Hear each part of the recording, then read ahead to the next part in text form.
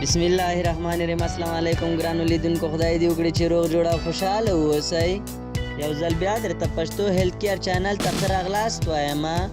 نن در سره بیا په یوه ډېره مهمه موضوع خبرې کوم چې څنګه کولی شئ خپل پوستکی ځوان وساتئ. نو له هغې مخکې که مو زما چینل نه وي سبسکرایب کړی، سبسکرایب یې کړئ او خوا کې ورسره د ګونګړي نشان ووهئ، تر څو زموږ د هرې نوې راتلونکې ویډیو باره کې تاسو ته خبر درکړل شي. ځینې سهارني عادتونه دي چې له خپل عمر نه مو ځوان ښکاره کوي. د سهار لخوا ځینې داسې عادتونه دي چې انسان یې په عامه توګه ترسره کوي، نو دا کړنې د دې پر ځای چې ورته ګټه ورسوي برعکس بده اغېزه کوي. د دې عادتونو په بدلولو سره کولی شئ چې خپل پوستکی تازه وساتئ او له وخت مخکې ځوان ښکاره شئ.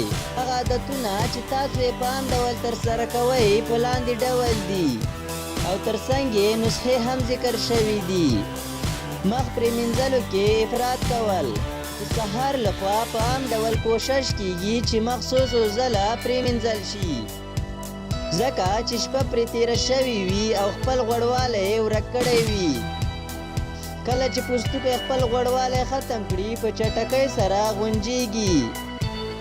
دا د دې لامل کیږي چې انسان جوړ ښکاره شي. نو پکار دی چې د شپې ویده کېدو نه مخکې مخ پرېمینځئ. په کریمو یا کومبل ته ویشي چې مخ تازه ساتي غوړ کړئ او په سهار کې د ډېر مینځلو پر ځای دې په لږو او تازه اوبو پرېمینځل شي. پوستکی به مو تازه وي او ځوان به ښکاره کېږئ. دوهم، کمې اوبه څښل. که مو د سهار لخوا له یوې پیالې زیات چای یا کافي څښله، نو وروسته درته پکار ده چې اوبه زیاتې وڅښئ، ځکه چې کافي یا چای پوستکی وچوي. په زیات اوبو څښلو سره بیرته خپل تازهوالی راپرېږدي. په یاد ولرئ چې کمې اوبه څښل مو پوستکی بې اندازې غونجې کوي. کله چې پوستکی غونجې شي نو انسان له خپل عمر څخه 10 کاله زوړ ښکاره کېږي.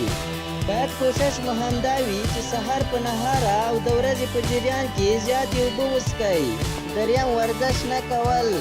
د سهار لخوا په تازه هوا کې ورزش کول مو بدن کې د وینې گردش تیزوي،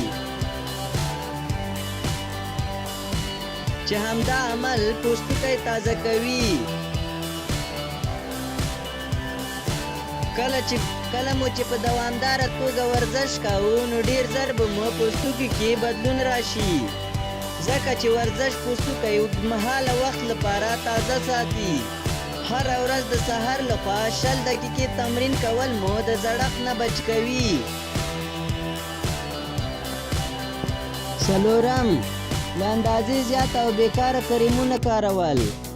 په ځانګړي ډول ښځې د پوستکي تازه ساتلو لپاره مختلف کریمونه، میک اپ او پوډر کاروي، چې پایلې اکثره وخت بیا برعکس وي. او د دې په ځای چې پوستکي ته ګټه ورسوي، پوستکی غونجې کېږي. دې لامل کېږي چې انسان جوړ ښکاره شي. نو که د پوستکي د ښکلا لپاره مو څه کارول، ضرور ده چې له ډاکټر سره مشوره وکړئ. د شپې لخوا طبیعي او معیاري کریم یا پوډر وهلی شئ او کوشش وکړئ چې ډېر کم یې استعمال کړئ او د سهار لخوا یې پرېمینځئ، تر څو مو د ورځې په جریان کې د لمر وړانګې پر پوستکي ولګېږي چې ځینې ویټامین پوره کړي. خو دا هم باید په یاد ولرئ چې له حده زیات د لمر وړانګې هم د مخ پوستکي ته تاوان رسوي. خدای دې وکړي چې زموږ ویډیو مو خوښه شوې وي. که مو خوښه شوې وي ضرور یې لایک کړئ. که مو چینل نه وي سبسکرایب کړی، سبسکرایب یې کړئ او خوا کې ورسره د ګونګړي علامه ووهئ، تر څو زموږ د هرې راتلونکې ویډیو باره کې تاسو ته معلومات درکړل شي. ستاسو د روغتیا او خوشحالي په هیله، تر بیا د الله په امان.